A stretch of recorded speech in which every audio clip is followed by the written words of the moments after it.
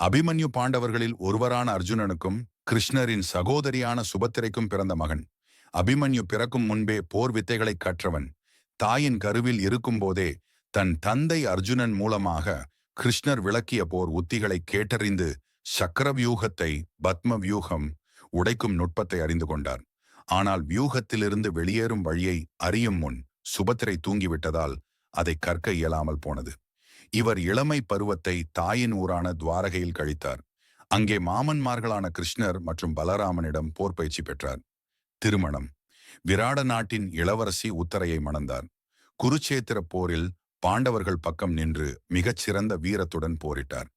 போரின் 13வது நாளில் கௌரவர்கள் சக்கரவியூகம் அமைத்தனர். சக்கரவியூகத்தை உடைத்து உள்ளே நுழையும் திறன் அபிமன்யுவுக்கு மட்டுமே பாண்டவர் படையில் இருந்தது. தன்னுடைய மாபெரும் வீரத்தினால் வியூகத்தை உடைத்து உள்ளே புகுந்தாலும் வெளியேறும் வழியை அறியாததால் கௌரவ படையின் தலை சிறந்த வீரர்களான துரோணர், அஸ்வத்தாமன், கர்ணன், துரியோதனன் உட்பட பலருடன் தனியொருவனாக போரிட்டார். கௌரவ வீரர்கள் அறநெறியை மீறி அவரை சூழ்ந்து அவரது ஆயுதங்களை அழித்து நியாயமற்ற முறையில் தாக்கி அபிமன்யுவை கொன்றனர். இவர் தனது 16வது வயதில் வீரமரணம் அடைந்தார். அபிமன்யுவுக்கும் உத்தரைக்கும் பிறந்தவரே பரீட்சித்து ஆவார். இவர் பாண்டவர்களுக்கு பிறகு மன்னனாகி குலத்தின் வாரிசை காப்பாற்றினார்.